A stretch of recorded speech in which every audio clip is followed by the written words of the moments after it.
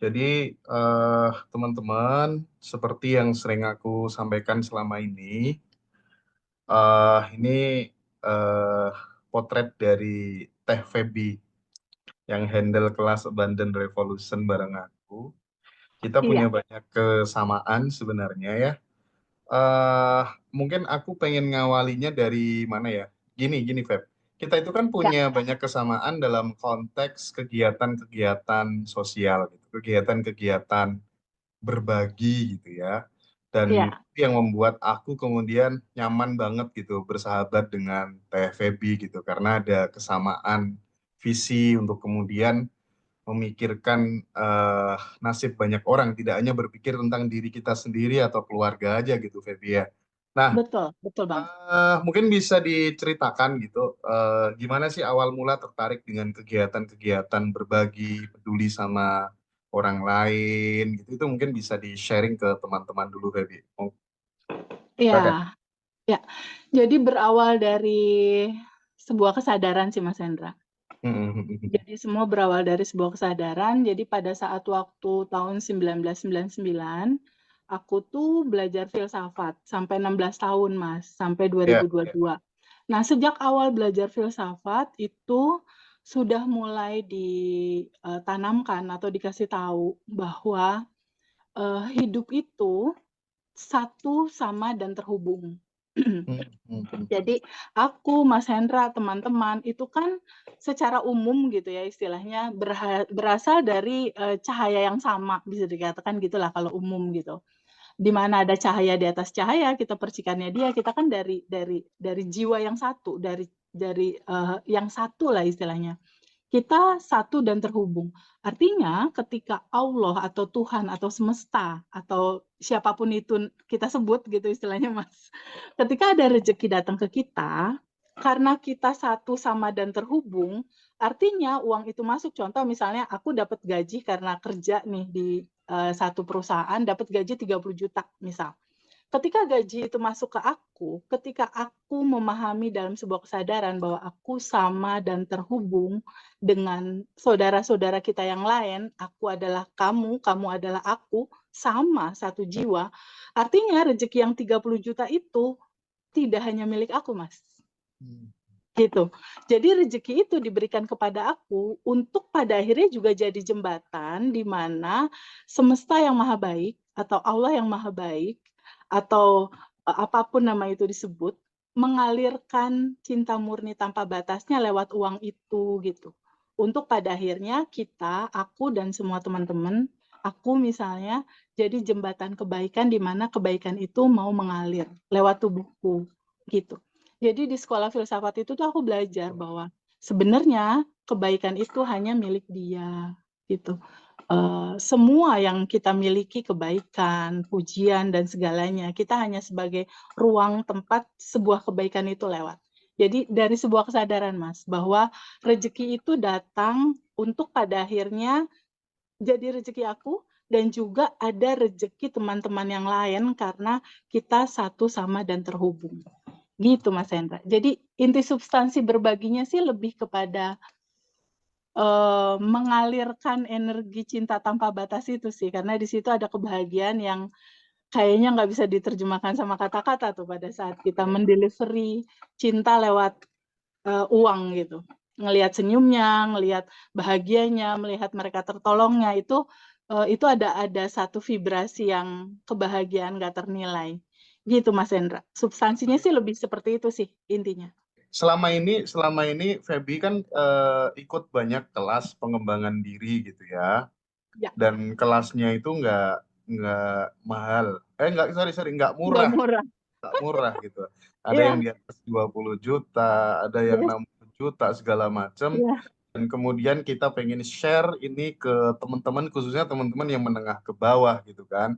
Nah, iya, aku mungkin mau untuk TVB untuk berbagi gitu. Bagaimana kemudian lika-liku mengikuti kelas itu, karena problemnya, Teh, ketika iya. kemudian teman sudah ikut kelas yang mahal-mahal itu, susah untuk kemudian mengimplementasikan dalam kehidupan sehari-hari. Hidupnya tetap stuck aja gitu, nggak berubah-berubah itu. Gimana itu? Iya, itu juga aku alami, Mas Hendra, aku alami. Jadi semua berawal dari sebuah cerita di tahun 2019. 2019 at least kurang lebih 5 tahun yang lalu, Mas Hendra ya. Ya, ya. Nah, di 2015 itu kebetulan kan aku dan keluarga itu bisnis motor Harley Davidson. Jadi kakakku di Amerika masukin motor, aku yang ngurusin di sini dari mulai motor itu keluar sampai dengan motor itu diserahkan ke garasinya pembeli ibaratnya gitu. Nah, satu saat ada satu motor yang limited edition Harley Davidson itu dibeli sama seseorang. Pada saat dibeli diserahkanlah dana ke agent untuk bayar pajak, untuk dan lain sebagainya. Tapi ternyata satu skenario cerita berkata bahwa si agent itu membawa kabur uang untuk pembayaran pajaknya. Nah, otomatis pembeli kan nggak mau tahu. Istilahnya yang dia tahu kan aku nih sebagai orang yang berhubungan sama dia. Nah, di titik itu dia minta ganti untuk motor itu sebesar angka 1,3 miliar di tahun 2019 pada saat itu. Nah, masuk situasi itu bisa dikatakan Mas Hendra itu salah satu perjalanan dalam siklus kehidupan aku di mana titik terendah aku di situ gitu. Kenapa dikatakan titik terendah? 2019 rumah aku masih ngontrak, Mas. Aku nggak punya rumah pribadi. Di titik itu di 2019 aku nggak punya kendaraan. Nggak punya kendaraan sama sekali. Dan di titik itu saat itu aku punya anak masih kecil umur 2 tahun dan di momen itu kebetulan aku lagi hamil 7 bulan dan saat itu kebetulan suami yang lalu itu meninggal. Jadi aku tuh single parent saat itu. Nah, di titik itu aku pun tidak punya penghasilan tetap. Artinya misalnya gajian tiap bulan dapat berapa gitu enggak punya penghasilan tetap. Di titik seperti itu bisa diibaratkan gitu ya. Mungkin ini juga bisa jadi gambaran buat teman-teman semua di 2019, 5 tahun yang lalu. Kondisi terburuk situasi, nggak ada rumah, nggak ada kendaraan, nggak ada pasangan, nggak ada income bulanan, dan tersangkut masalah 1,3 miliar untuk menyelesaikan itu. Itu benar-benar kayak kiamat Mas saat itu. Benar-benar kayak what should I do gitu. Apa yang harus aku lakukan? Bingung, khawatir, takut, cemas jadi satu. Di titik itu aku masih harus covering mama karena papa meninggal gitu. Terus kadang juga ada bantu keluarga. Aku juga punya mbak yang ngurusin anakku yang harus aku gaji. Ibaratnya di saat itu untuk susu anakku, untuk makan aku aja, aku masih harus tahajud gitu Mas Hendra. Untuk bisa survive. Aku harus tahajud berdoa sama Allah untuk bisa melangsungkan ini semua. Apalagi ditambah harus mengganti 1,3 miliar. Gitu. Ini bisa jadi gambaran kalau teman-teman yang punya utang 300 juta, 500 juta, 700 juta, sama nih kurang lebih ceritanya kayak aku. Bedanya aku harus mengganti angka 1,3 M gitu istilahnya. Nah, di titik itu apa yang harus aku lakukan? Agama kan mengajarkan ya Mas Hendra, tahajud ya. Aku lakukan saat itu 2019 tahajud tiap hari, Mas. Tiap hari kok motor belum keluar juga. Oke, berbaik hati dengan banyak orang, donasi, sedekah subuh, sholawat 10.000 kali udah Mas dilakukan. Ini kok nggak ada kisi-kisi, jadi setiap aku diteror, kakakku dari luar waktu itu kayak mau dideportase kayak gitu, aku tuh mencari literatur agama mengajarkan apa gitu. Oh, satu lagi, puasa Daud. Puasa yang hari ini puasa, besok buka. Hari ini puasa, besok buka. Itu aku lakukan juga, puasa Daud. Masuk 1 tahun, Mas, puasa Daud waktu itu. Tapi motor masih nyangkut juga di bea cukai, belum keluar.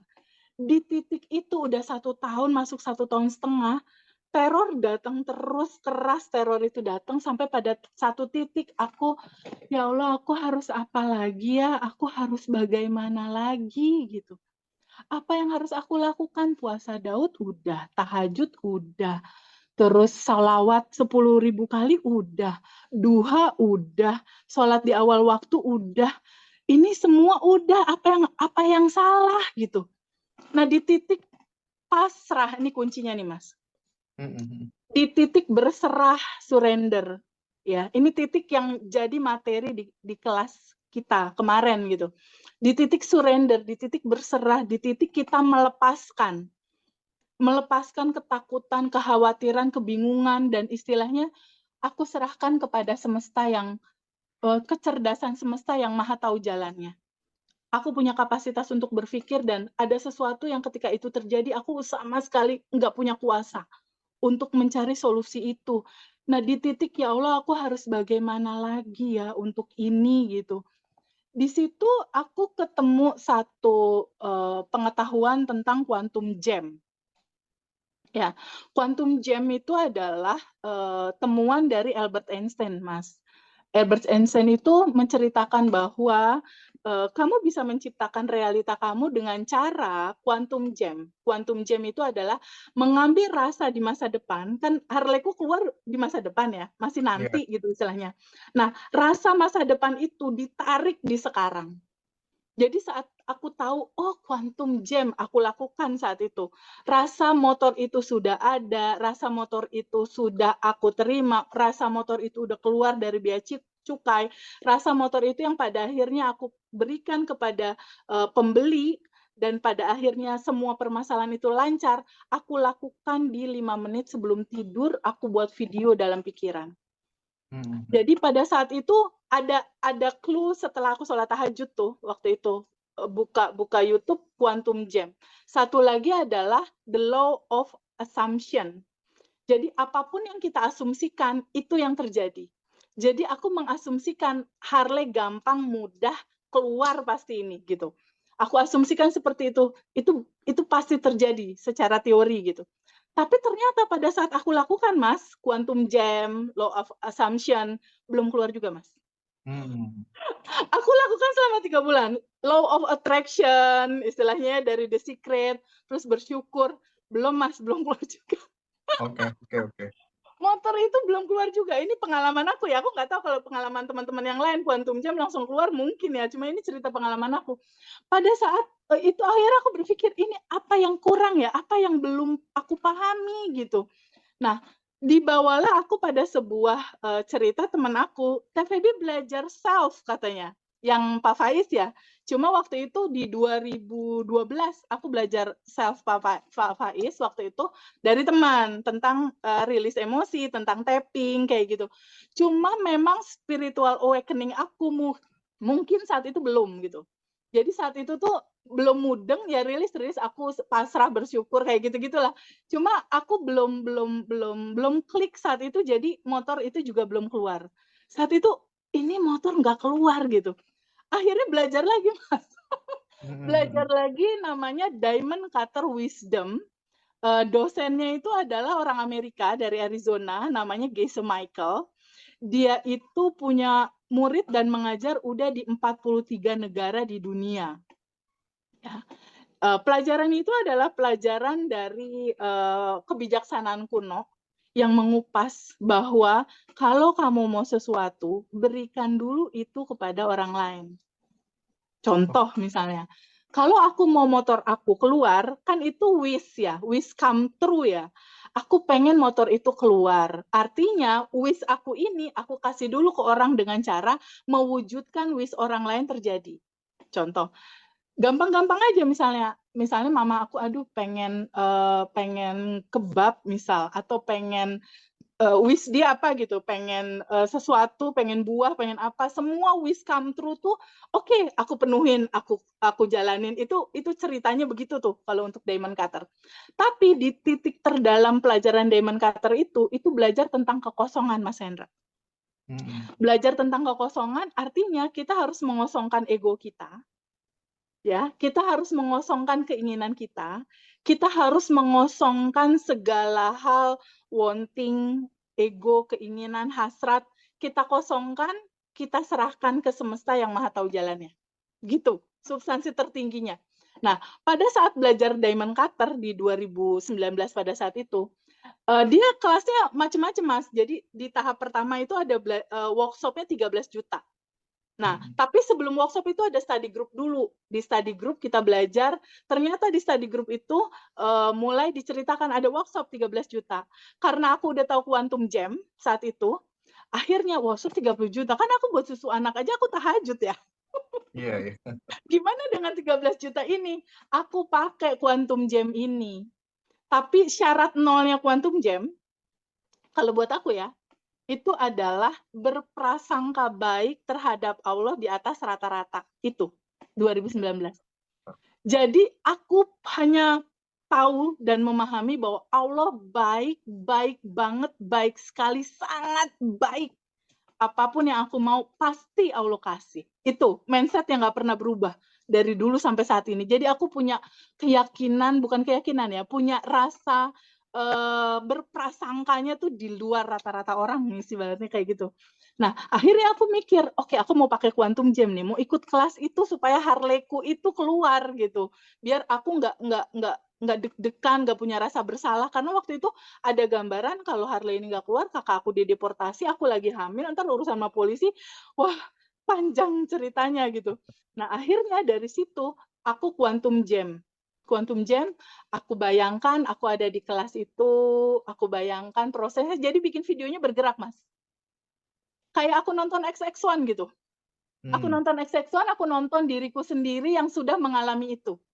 Dan kuncinya, Mas Hendra, ini kunci banget nih buat teman-teman semua, kuncinya adalah rasa.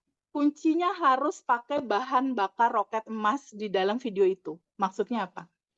Kita benar-benar ada di situ, dirasa itu pada saat kelas itu ada, bagaimana kelihatannya, bagaimana kedengarannya kelas itu, bagaimana aku menghirup ruangan di kelas itu, bagaimana aku merasa kelas itu benar-benar ada, sampai di titik aku nggak bisa ngebedain ini bener apa enggak ya gue udah di kelas. Kalau belum tubuh kita bersensasi, 5 panca indera, mata kita melihat, telinga kita mendengar, hidung kita mengambu wangi AC dan ruangan yang indah, terus tangan kita meraba kursi gitu ya.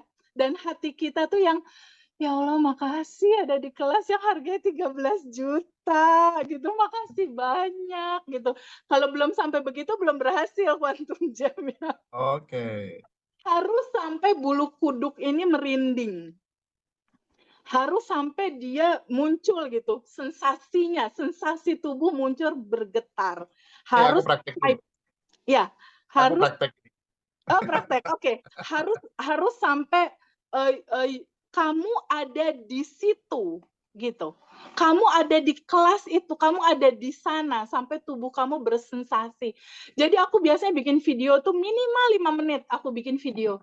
Oke, yes, udah dapet, udah kelas, yes, udah kelas. Setelah itu ditutup. Ya Allah yang maha baik semesta, yang begitu indah. Terima kasih, aku udah kelas itu, makasih banyak, terima kasih. Sampai 9 kali, terima kasih. Makin dalam terima kasihnya, makin masuk ke bawah sadar kita. Karena bawah sadar kita itu kan ada critical area ya, yang harus kita tembus. Nah, makin kita thank you, makasih, makasih, makasih, makasih, makasih. Setelah 9 kali, makasih. Dan aku tertidur, Mas. 5 menit sebelum tidur jangan ingetin utang ya, teman-teman ya. Jadi kejadian utang banyak nagih. Jadi aku membiasakan, aku tidak akan mau tidur sampai hati pikiran aku bergetar dalam kebahagiaan dan rasa terima kasih. Di situ aku tidur. Mas Hendra tahu nggak kejadiannya apa? Ini manifest aku yang pertama nih ya, karena manifestnya ada lebih dari 20 dengan cara yang sama. Manifest aku yang pertama tuh ini manifest aku yang pertama. Itu belum pakai Sedona Method, belum pakai releasing, belum pakai stay di ruang kelimpahan, belum pakai itu, belum. Ini masih yang sederhana. Nah, di situ seminggu kemudian, jadi aku membiasakan selama berhari-hari aku lakukan itu, dan di terakhir sebelum aku tidur dan video itu aku selesaikan, video dalam pikiran itu, aku memang membiasakan diri untuk mengikhlaskan. Let go. Jadi set the goals, rumusnya nih, set the goals and then make a video in your mind. Kedua, yang ketiga feel, give very fully feel di situ. Kasih rasa bahan bakar roket emas, bukan bahan bakar Pertalite ya, Mas Hendra. Kasihnya bahan bakar roket emas, kasih rasa yang dalam, yang sensasinya luar biasa ada di situ gitu. And then let go. set goals, okay, make a video in your mind, and then give the feel with high vibration. Yang keempat, let go atau lepaskan. Jadi pada saat setelah itu aku, ya Allah, aku ikhlaskan, aku lepaskan, aku serahin sama Allah. Dah, tidur setelah itu. Dan setelah itu aku nggak pikirin, aku nggak tanya bisa apa enggak, aku nggak tanya waktunya kapan, karena aku sudah berprasangka luar biasa, Allah terlalu indah buat aku, baik banget gitu. Nah, kejadiannya seminggu setelah itu, temen aku kasih tahu, Feby, ada buka beasiswa buat kelas 13 juta itu. Dan aku lolos, Mas, beasiswanya. Wow, keren, keren. Seminggu tuh ya, seminggu. Aku lolos beasiswanya. Aku belajar waktu itu ke Surabaya, tapi yang luar biasa adalah ada satu kejadian di mana aku sampai bandara tuh, waktu itu bandara masih di Husein, waktu di Bandung tuh, Bandung ke Surabaya. Pas aku sampai di bandara, aku telat, Mas, pesawat udah terbang. Dan aku saat itu nggak punya uang sama sekali, nggak punya uang banyak untuk beli tiket baru, kecuali ada 250.000 di dompet aku. Saat itu 250.000 itu pun nggak akan cukup kalau aku pakai tiket buat kereta ke Surabaya. Nggak cukup itu, nggak cukup. Jadi pada saat dibilang Mbak telat dan Mbak ketinggalan pesawat, aku lemes, badan aku lemes, 13 juta lewat dong. Kelas aku lewat dong. Tapi aku inget, kan aku punya prakondisi hukum nomor 1 ya. Hukum nomor 1 mengatakan berprasangka baiklah kepada Allah. Semuanya ketika selaras dengan terima kasih dan bersyukur, berterima kasih, bersyukur. Jadi kunci hidup aku itu cuma terima kasih, bersyukur, dan bahagia. Udah, yang lainnya aku nggak lihat. Realita nggak penting. Yang penting itu adalah respon. Oke. Realita nggak penting. Tutup mata aja sama realita. Yang penting itu respon kita. Apapun kejadiannya, just say, makasih Allah, makasih, bersyukur, berterima kasih, bersyukur, berterima kasih. Jadi pada saat itu, aku lemas, aku duduk di tempat ruang tunggu, belum keluar bandara saat itu, aku ingat, aku punya hukum yang pertama dalam hidup aku, Allah baik banget, berprasangka baik. Dan kunci kedua adalah berterima kasih, bersyukur. Oke, aku duduk tenang. Dan aku memang membiasakan diri, Mas, kalau ada masalah atau apapun, pause dulu sebentar. Diam dulu sebentar, sadari nafas. Aku tenang dulu, sadari nafas. Pada saat itu, aku mereview pikiran aku. Oh, aku pernah donasi ke yatim. Jadi aku ngumpulin vibrasi naik dulu nih buat bilang terima kasih. Oke. Aku kumpulin vibrasi buat naik dulu, karena kan kalau lagi sedih, lagi nangis, segala macam, ke bawah tuh sama vibrasi nangis, sedih, khawatir, kecewa. Saat itu aku berusaha memahami bahwa abaikan realita, up your vibration. Aku yakin selalu ada kebaikan dan solusi dari Allah. Saat itu mau kelas itu hari Sabtu, itu di Jumat siang gitu. Aku harus sampai di sana karena registrasi dan lain-lain, kelas jam 8:30. Nggak akan keburu untuk aku berangkat besok. Harus berangkat hari ini, di mana uang 250.000. Aku diem dulu, terus aku bilang dalam hatiku, apa yang harus aku lakukan? Wahai semesta, wahai Allah yang baik, wahai semesta, apa yang harus aku lakukan? Di situ nuraniku bilang, diem dulu sebentar. Terus dari situ aku ingetin bahwa, oh ya, aku pernah donasi, aku pernah berbuat baik, aku pernah ke panti jompo, aku pernah bantu temanku yang sulit. Dan di situ aku bilang, ya Allah, terima kasih banyak, terima kasih. Aku masih merem, nggak ngelihat sekitar, masih bilang makasih. Aku yakin situasi kali ini tuh hanya sinyal semesta, ada kebaikan lain mau hadir dalam hidup aku. Aku masih merem, terus aku ngerencanain uang yang 250.000 ini mau aku kasih ke 2 atau 3 orang, 50.000 ke itu, ke mbak-mbak yang suka ngebersihin WC itu loh, Mas. Kalau di bandara itu kan suka ada mbak-mbak cleaning service ya. Jadi saat itu, aku mau cari mbak-mbak, saat itu just want to be sending love aja. Cuma pengen sending love, berbagi keindahan, berbagi kebaikan, nggak mikir apa-apa. Aku hanya mau mau berbahagia, tenang, dan bersyukur gitu. Akhirnya aku ke kamar mandi toiletnya bandara, ada mbak-mbak, terus aku, "Mbak, ini buat jajan anak ya?" "Hah? Ini apa Bu?" Kata dia. "Iya buat jajan anak Mbak." "Bu, kebesaran?" "Enggak, ini simpen aja, anak-anak pasti suka." Terus aku lihat wajah Mbak itu bahagia gitu nerima uang 50.000. Aku juga jadi seneng gitu kan. Terus aku Heeh, cari lagi. Jadi aku tuh sang pencari pembersih toilet gitu. heeh, heeh. Aku cari lagi Mbak yang kedua, aku kasih lagi, aku rekam wajah bahagianya. Ya seneng banget, bahagia bahagia bahagia, udah. Terus aku diem, terus aku, berdoa lagi gitu untuk, "Ya Allah terima kasih, aku masih merem, Ndra, Mhm, tiba-tiba ada suara gitu yang, "Feby, lu lagi ngapain?" Kata dia gitu. Pas aku mhm. melek ternyata ada 2 temen aku. Inget banget 2 temen aku tuh namanya Mas Tresa sama, Lia. 2 temen aku tuh nyamperin aku, "Feb, nggak berangkat? Febi kan, itu ya, kelas Surabaya kan besok, workshop 1, 2, 3." "Iya." "Terus kenapa belum berangkat?" "Tiket aku angus." Diketawain kan sama temen aku yang 2. Ketawa ya temen aku.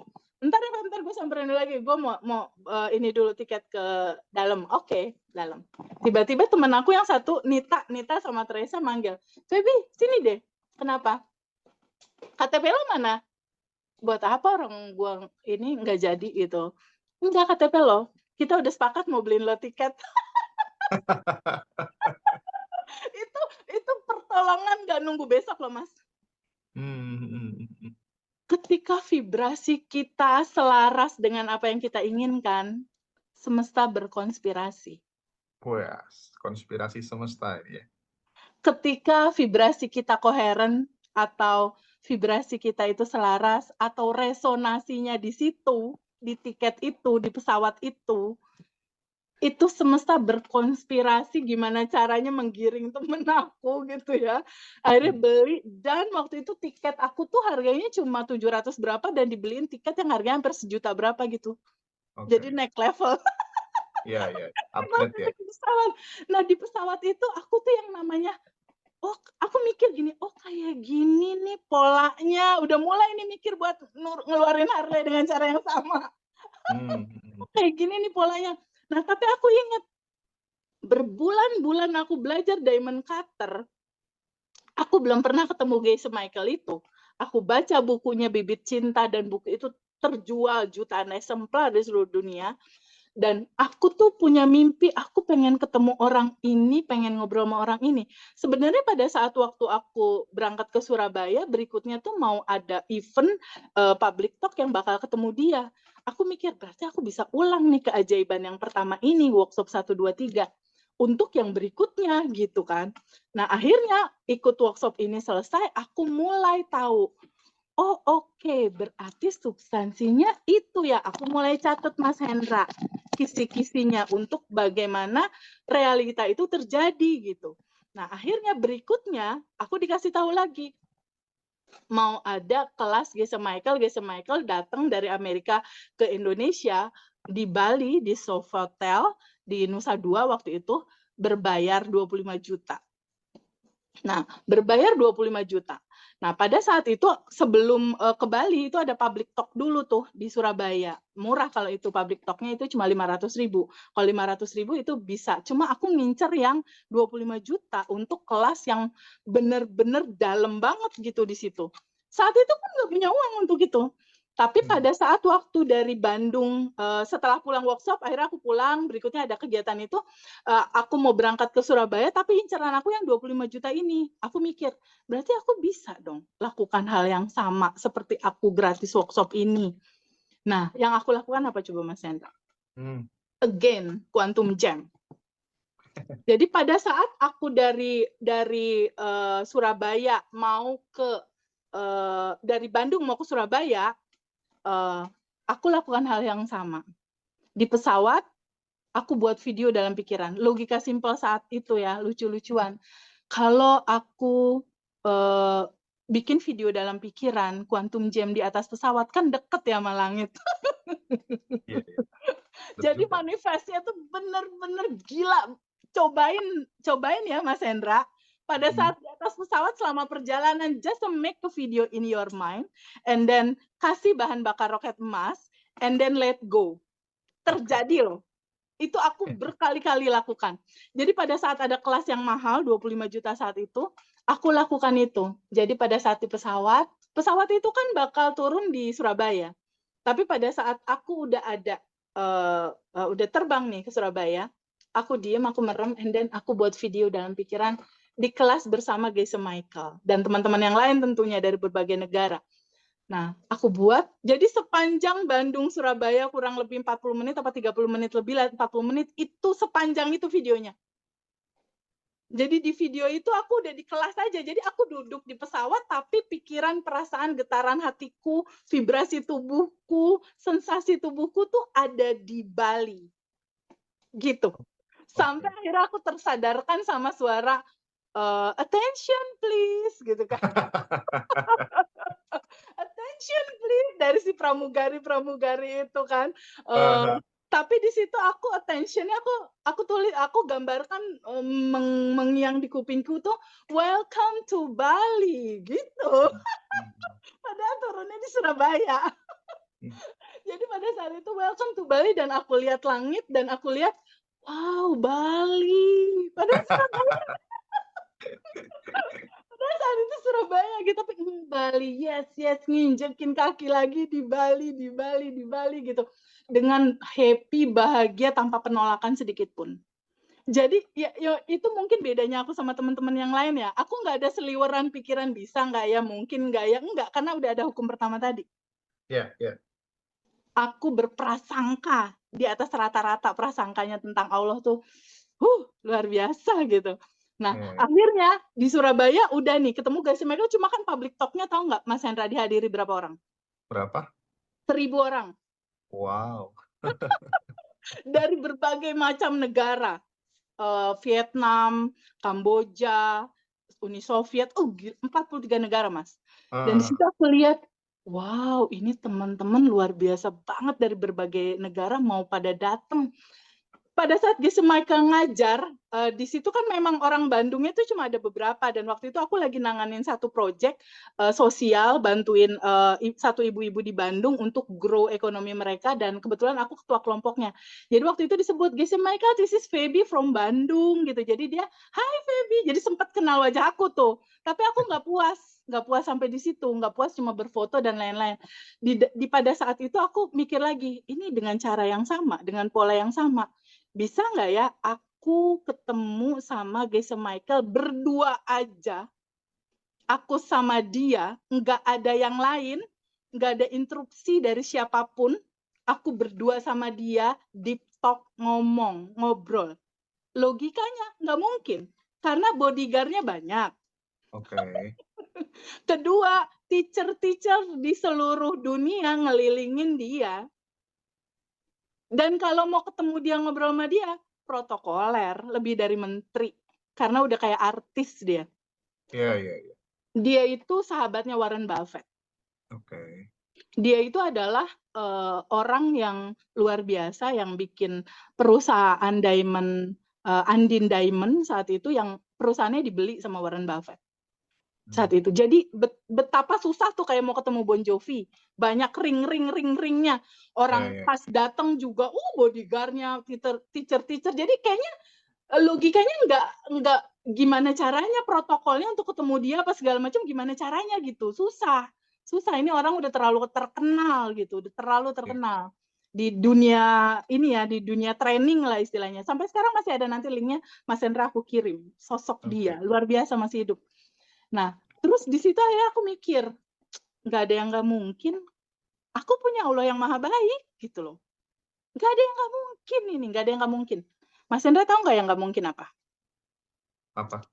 Yang nggak mungkin adalah makan kepala sendiri, itu nggak mungkin. Kalau makan kepala orang lain? Jadi selama bukan makan kepala sendiri, semuanya bisa terjadi. Sip. Bisa terjadi. Jadi maksud ya, aku cerita ini buat teman-teman juga, nggak usah terlalu serius menghadapi kehidupan, santai-santai aja, asik-asik aja. Karena kunci dari manifestasi adalah santai, relax, fun, seru, happy. Hmm. Itu kunci manifestasi. Karena di dalam ketakutan, kebingungan, ketegangan, frekuensinya tidak selaras sama semesta.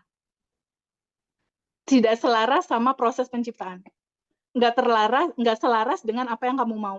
Yang kamu mau itu, dia ada di frekuensi happy, senang, bahagia, bersyukur, fun, gembira, gitu. Jadi saat itu aku bercanda-bercandain aja Mas gitu. Nggak ada yang nggak bisa, ini bisa. Tinggal bikin video, tinggal kasih rasa, tinggal let go. Kan gitu, rumusnya cuma gitu, simpel banget. Di kelas juga kan itu yang diceritain kemarin tuh Mas, kelasnya. Iya. Nah, jadi pada saat itu, akhirnya aku pakai cara yang kedua. Pertama aku mau ikut kelas yang 25 juta itu. Gimana caranya nih? Ini ada 2 goals nih aku berangkat ke Bali nih. Aku pengen kelas itu harga 25 juta. Yang kedua, yang goals ketiga, manifestasi ketiga. Aku mau deep talk sama dia tanpa siapapun, tanpa ada siapapun di situ. Wah, itu challenge banget. Ya. Nah, akhirnya pada saat selesai kelas, aku diem dulu sebentar, pause dulu sebentar, relax dulu, diem dulu, sadari nafas dulu, baru di situ aku bikin video. Aku bikin video bahwa aku ada di kelas itu, aku rasakan, aku feel itu luar biasa. Kan kelasnya hari Sabtu, itu Jumat waktu itu. Kok di Jumat belum ada kisi-kisi, sampai malam belum ada kisi-kisi. Tiba-tiba temanku kasih tahu salah satu panitia, Ifat, aduh salah satu guru dari Amerika datang. Nah, kita kan, dia cerita sama aku gitu ya, kita kan Feb udah siapin tuh masing-masing satu teacher, jadi ini ada Geisha Michael, ada teacher-teacher dari seluruh dunia Mas Hendra, ada teacher dari China, teacher Hong Kong, teacher Jepang, karena kan untuk mendistribusi berbagai negara dengan bahasa mereka masing-masing, dari Soviet, dari Kamboja, tiba-tiba satu teacher yang dari Amerika itu harusnya datangnya cuma 2, ini 3 orang datang. 3 orang datang, otomatis 1 orang harus ada translator bahasa Inggris. Jadi ada pendamping 1 nih kita orang Indonesia, dan itu volunteer gitu loh. Maksudnya tim lah. Aku bingung Feb jadinya, kata dia gitu kan ya. Terus Ibu butuh apa? Kata aku, mungkin aku bisa cariin teman atau gimana. Ya butuh volunteer yang pada saat teman kamu ngomong bahasa Indonesia, kamu tuh bisa terjemahin ke dia dengan bahasa Inggris. Tiba-tiba dengan spontan, Mas Hendra, padahal aku bahasa Inggrisnya yes, no, oke, thank you, gitu doang. Tiba-tiba itu spontan aku bilang, aku bisa, aku aja jadi volunteernya. Serius, Feb, bisa? Iya. Terus, beneran, Feb? Iya, bener, bisa. Oke, kalau kamu jadi volunteernya, pembayarannya nggak angkanya segitu, tapi kamu tetap harus bayar. Oh, jadi berapa? Angkanya tuh bener-bener cuma 20%-nya dari harga 25 juta gitu. Hah, serius? Ya serius, ya udah.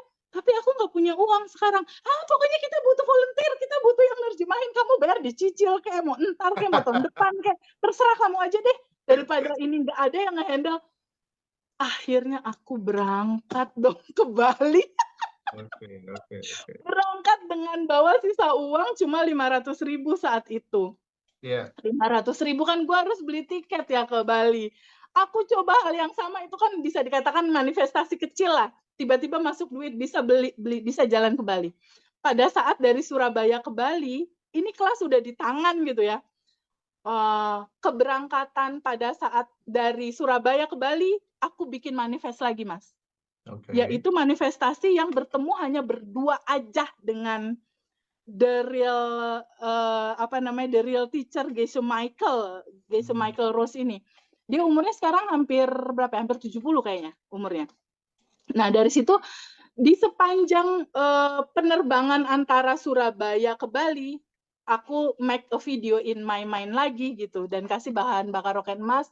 Aku ngobrol sama dia berdua, di sekeliling itu nggak ada siapa-siapa, aku hanya diet, aku nanyain soal pelajaran dan sebagainya. Setelah itu aku let go, aku lepasin. Nah, kejadiannya pada saat kelas terjadi, itu kelas Mas Hendra, sama persis seperti video yang aku bikin. Keren banget sih. Di depan. Iya. Ketawa, detailing banget kejadiannya. aku duduk di depan, Geisha Michael di sini, terus semua flow berjalan dan lain-lain. Dan dilalanya aku di kamar itu cuma sendiri, Sofitel yang kamarnya, oh my God, itu rate-nya juga bisa luar biasa banget gitu istilahnya. Biasanya artis Hollywood dan lain-lain di situ gitu. Dan aku menikmati sekali di sepanjang aku menikmati kelas selama 3 hari waktu itu di Bali, aku bikin video terus. Nah, berikutnya, aduh gimana caranya ya bisa ada momen di mana aku bisa ketemu sama dia berdua. Oh oke, kita let go aja. Kita lepasin aja keinginannya, bikin video dulu lalu lepasin. Nah, pada akhirnya proses perjalanan itu cuma sehari merealisasikan aku ketemu Geisha Michael itu. Nah, pada saat penerbangan mau pulang, kita lagi siap-siap bagasi apa segala macam, aku ternyata penerbangan terakhir nih, mau balik kita, mau penerbangan terakhir dan teman-teman tuh udah pada pulang duluan dan lain-lain. Pada saat aku mau masuk ke apa namanya tempat di Bali itu, penerbangan di Bali, pas aku lagi dorong-dorong gitu ya, lagi dorong-dorong bagasi aku, tiba-tiba kan ada pintu kebuka gitu ya, Mas Hendra ya, pintu kebuka otomatis kayak gitu. Pas pintu kebuka, Mas Hendra tahu nggak? Ada Geisha Michael lagi diri di depan pintu itu sendiri, megang tas dia, lagi nunggu bagasi atau nunggu temennya, aku nggak tahu itu. Dan pada saat pintu terbuka, aku kayak kehipnotis, diem gitu. Oh my God, dia sendiri. Terus aku lihat di sekelilingnya nggak ada siapapun, nggak ada satupun orang di situ, Mas. Nah, karena kita pernah kenalan di Surabaya, dia bilang, "Hai Feby, you're in Bandung," kata dia gitu kan, ngomong pakai bahasa Inggris. "Hi, Geisha Michael, yes, can I talk to you for 3 or 5 minutes?" "Oh, okay. Dan akhirnya kita ngobrol. Oke. Setengah jam, deep talk di situ. Wow, di situ mulai ada clue untuk manifest keempat Harley aku. Itu mulai kuat di situ.